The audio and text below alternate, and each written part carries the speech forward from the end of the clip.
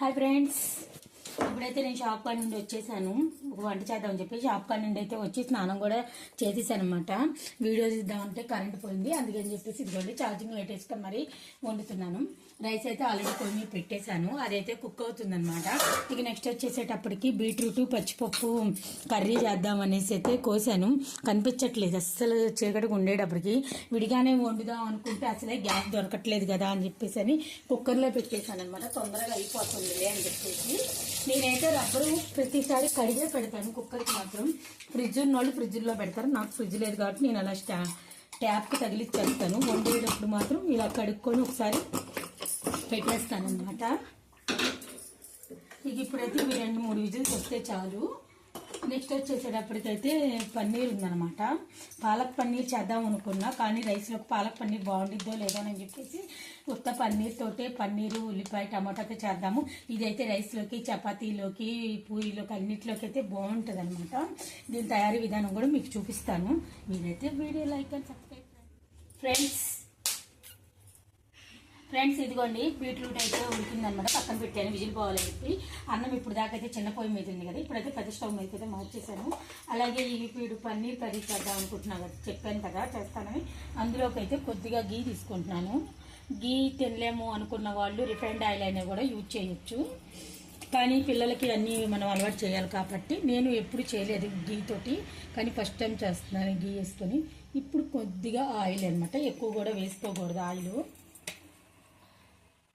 ఇక ఇప్పుడైతే ఇది రోస్ట్ అయిన తర్వాత ఈ నూనె అనేది కొంచెం సెగ తగిలిన తర్వాత అయితే మాత్రం మనం ఈ ముక్కలు అయితే వేసుకోవాలన్నమాట. సిమ్లో పెట్టుకొని గోల్డెన్ కలర్ వచ్చేదాకా లైట్గా అయితే వేసుకోవాలి, మరి ఎక్కువగా మాడిపోయేటట్టుగా అయితే వేయించుకోకూడదు అనమాట. ఇదిగోండి టమాటాలు ఆనియన్స్ నేనైతే కట్ చేసి ముందే పెట్టుకున్నాను అనమాట. ఈ టమాటా ఆనియన్స్ ముక్కలు మెత్తగా అవ్వాలి, గుజ్జులాగా రావాలన్నమాట ఈ రెండు. దీని తర్వాత దీనికి మళ్ళీ జీడిపప్పు కూడా ఒక 10 జీడిపప్పు దాకా అయితే అదే ప్యాన్లో, అది కొంచెం గుజ్జుగా వచ్చిన తర్వాత తీసేసి అదే ప్యాన్లో 10 జీడిపప్పులు కూడా మళ్ళీ వేపుకోవాలన్నమాట. కరెంట్ లేకపోయేటప్పటికి క్లియర్గా చూపించలేకపోతున్నాను ఫ్రెండ్స్, ఉన్న వెలుతురులోనే చూపిస్తున్నాను. మీరైతే వీడియో చూస్తూ ఉండండి ఫ్రెండ్స్. ఇదిగోండి ఆల్రెడీ చెప్పాను కదా పన్నీర్ కూరలోకి అని చెప్పేసి, ఇదిగోండి మగ్గపెట్టి అయితే పక్కన పెట్టేశాను అనమాట. అదైతే కాలుతుంది, తర్వాత మిక్సీ పెట్టాలి. అలాగే జీడిపప్పులు కూడా కొద్దిగా వేపుకోవాలన్నమాట. ఇవి కూడా వేసుకున్న తర్వాత ఈ రెండు కలిపి చిన్న అల్లం ముక్క 4 వెల్లుల్లి రెబ్బలు మొత్తం వేసి అయితే ప్యూరీగా మనం అయితే పట్టాలి మిక్సీకి.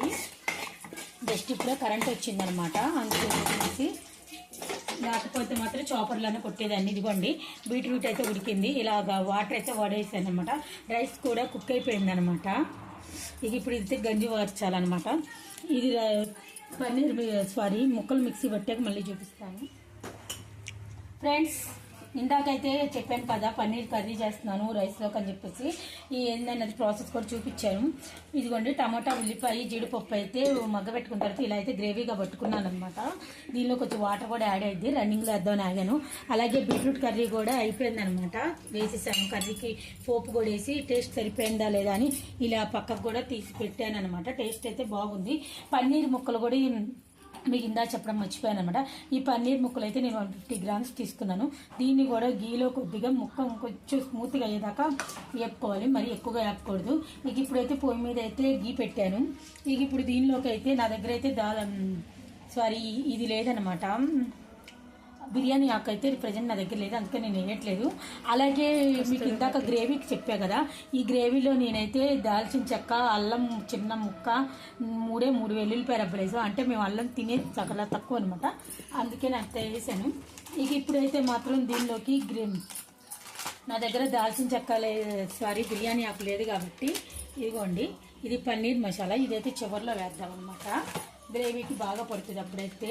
ఇది ఇప్పుడు వచ్చేసేటప్పటికి ఇదిగోండి ఫ్రెండ్స్ గరం మసాలా, కొంచెం మేము తినేది తక్కువ అనమాట మసాలా పౌడర్లు అవి, అందుకని కొంచెం వేస్తున్నాము. నెక్స్ట్ వచ్చేసేటప్పటికి ధనియాల పౌడర్ అనమాట.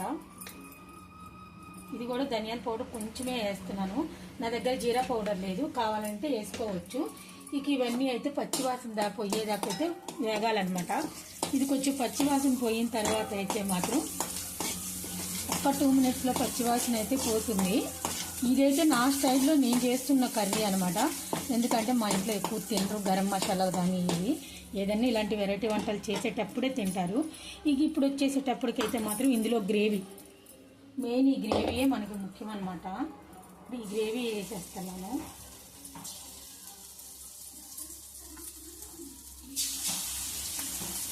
బస్ చాలా టేస్ట్ వస్తుంది ఫ్రెండ్స్.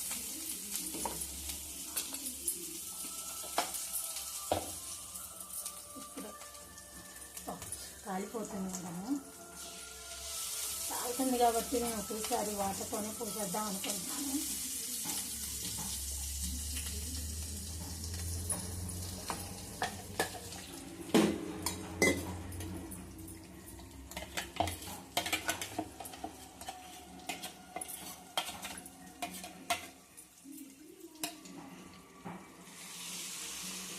ఇదిగోండి ఫ్రెండ్స్, 1/4 కప్పు దాకా అయితే నేను వాటర్ అయితే తీసుకున్నాను అనమాట. ఇక ఇదైతే మాత్రం కొంచెం వాటర్ అనేది ఇంకిపోవాలి. ఒక 5 మినిట్స్ మూత పెట్టేసి మనం పక్కకి వెళ్ళిపోతే ఒక 5 మినిట్స్ తర్వాత చూస్తే ఇదంతా వాటర్ అనేది ఇంకిపోయిద్ది అనమాట. ఈ వాటర్ అంతా ఇంకిపోయిన తర్వాత మాత్రం ఈ పన్నీర్ ముక్కలు వేసి మనకు రుచికి సరిపడా ఉప్పు కారం కూడా వేసేసుకొని ఫైనల్గా కొద్దిగా పన్నీర్ మసాలా వేసుకొని కొత్తిమీర వేసుకొని గార్నిష్ చేసుకొని అయితే తింటే వేడి వేడి అన్నంలోకి అయితే భలే ఉంటుంది ఫ్రెండ్స్. టేస్ట్ అయితే ఎక్సలెంట్గా ఉంటుంది. ఇదిగోండి